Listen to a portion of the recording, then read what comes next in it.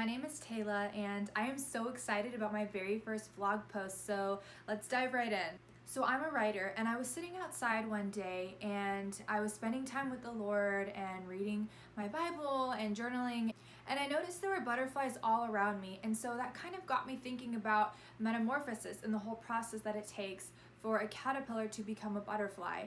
And I really started thinking about how much depth was in each stage and kind of relating that to our lives. And I kind of started piecing together bits and pieces of my life and the transformation that I feel that I've gone through over the year. And so I felt the Holy Spirit kind of guide me into studying metamorphosis a little bit deeper, and I just started getting into research, diving in, and I was just amazed by the spiritual weight that transferred over from metamorphosis to our own lives and the stages that we follow in going after our dreams and the plans and the things that God has for us. And so that's what I want to talk about today, how the stages of a butterfly's metamorphosis aligns perfectly with where you are in your life, whatever stage that is. And so the very first thing that happens in a butterfly / caterpillar's life cycle is that the butterfly lays the egg. And so what's important to catch about this very first stage is that the butterfly lays the egg. The caterpillar doesn't lay the egg. And the butterfly understands what this little egg is going to turn into. It doesn't see it as it's forever going to be a little caterpillar. It understands it's going to grow wings and it's going to fly and it's going to be beautiful one day. And so in the same way, when God is creating us and He's forming us when we're in the womb, He understands all of the wonderful purposes, and He sees all of your potential and all of the greatness that you're going to be. He doesn't look and just see part of the picture, half of it, or this like caterpillar that's not quite there yet or stuck in, you know what I mean? Like He sees the full potential of everything that you can be. Then the next stage begins once it emerges from the egg and it starts to eat its way on the leaf that it was born onto, and it just continues to eat and eat. And I'm sure we've all read that book, The Hungry Caterpillar, and it's just eating and eating. And this stage for me really lined up with the wait. And the wait is, maybe you're in school, maybe you're working a job that you hate, maybe you're in this weird limbo stage of you don't know exactly where God is calling you, but you know that you want something more out of life, but you kind of feel like you're just going through life. You're just going through the motions. You're going through the circumstances that you were just kind of born or placed into. And what the caterpillar doesn't understand in that stage is that it is growing and it's expanding and it's shedding all of the old dead skin, and it's growing and it's growing and it's growing, and it doesn't, I don't know if it realizes this or not. I'm not a caterpillar, I can't tell you from experience, but I really don't think that the caterpillar is thinking, let me eat everything in sight so I can sprout some wings and fly away. Like I don't think they have that level of consciousness. And so they're eating and it's just whatever. And so what the caterpillar doesn't quite get is that everything that it's going through is preparing it for the very next stage. And so maybe you don't understand why you're stuck in a retail job that you can't stand, where people treat you bad, or you're in high school and you just can't wait to move out of the town that you're in because you don't fit in, or whatever the situation is. God is actually using those tests and those hardships and all of those things that necessarily aren't fun. They're not your dreams. They're not what you want. All of that stuff is preparing you and strengthening you and training you for the destiny that He has for you. And it's just crazy how He plans out just the tiniest of details. And, one day you're going to look back and you're going to see how everything fit together perfectly, and it's just going to click. So the next phase is chrysalis. And so that's when they kind of go into the cocoons. So at first, the caterpillar kind of hangs like a little bat, if you could picture it. So then they make the little cocoons, and then it just looks like they're resting and they're not doing anything. But actually, the insides of their bodies are rapidly changing. And all of the old dead body parts that they don't need anymore, those are gone, they're dying, and it's creating new organs and new life. And the change is happening from the inside. And then it goes outward. And so, when I was reading about this stage, I knew it was going to be a deep kind of tricky one. I was like, how is this going to relate? And the Spirit of God told me to go back and read about Elijah. And so I went back and I read about Elijah, and there was this one passage where he hasn't quite walked into the fullness of his calling. He hasn't made fire rain down on an altar. He hasn't made rain pour down in a drought. He hasn't done all of his huge Elijah crazy things yet. And God called him for a period of time in isolation and in seclusion and in quietness with him by a brook.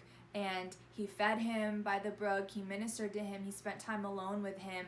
And I believe that time alone just kind of regenerated him and refilled him with the Spirit, and God just took him and spent alone time and just reaffirmed to him who he was, what his calling was, everything that he was about to step into. You know, God's had to take him out of all of the noise into a quiet place with him where he could, you know, prepare him, because he was about to launch into something huge and amazing and wonderful, his whole, you know, his ministry. And so that time in the cocoon is a very, very intimate time alone with God, where it's just you two, and he's changing you, he's changing things about you. Old parts of yourself are dying, they're being crucified, and you're being renewed and restored, and you're it's just some of the most intimate time that you can have with God, where he's just ministering directly to you, and it's just such a beautiful, beautiful time.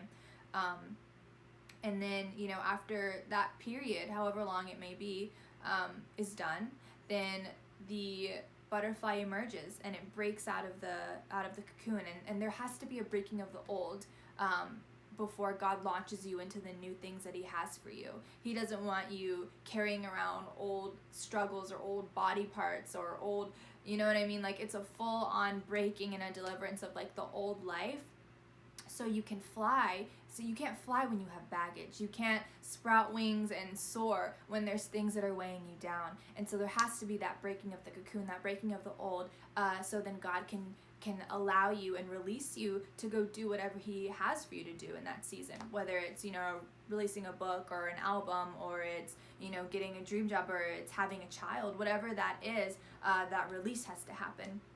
And so then the last stage is the butterfly stage, and that stage is representative of you just coming into the promise that God has for you. And it's just a beautiful, beautiful season of just flying and taking everything in, and, you know, reaping the benefits of what you sowed, and spending time with the Lord and following and waiting for his instructions and his plans, so you can soar. And it's just so beautiful. And what I want you to take away from this is that this is a whole caterpillar butterfly's life cycle. This is not your whole life cycle. And so all of these stages may have to happen multiple times in your life, because we're multifaceted. We're human beings. We have many dreams. We have many different purposes and plans that God has. He doesn't have just one plan for you. He doesn't have just one purpose and one thing and one job, and that's it. So don't feel like you're limited to, oh, well, I already had my butterfly season, and so now I'm never going to get it again. Like, that's not how God works. It says in the Word that he takes us from glory to glory, and his plans for you are only going to get better and wilder and more amazing the further along you go with him and the further along you walk with him. And so I just wanted to share that little nugget of revelation that I got, because it really encouraged my spirit. It made me realize where I was in that process and all the things that I needed to do.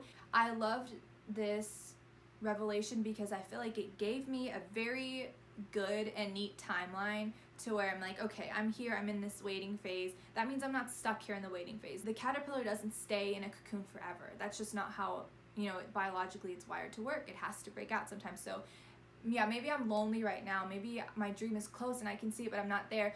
And the enemy will come in and discourage you and say, it's always going to be like this. God's not going to ever give you that. But you have to remind yourself when lies start to fill your head, like, no, like, this is a promise that God has. He never leaves things unfinished. He fulfills all of his plans and purposes, and I'm walking in his plan and I'm taking his lead, so he's gonna come through because his word doesn't come back void. And so that just gave me a lot of peace.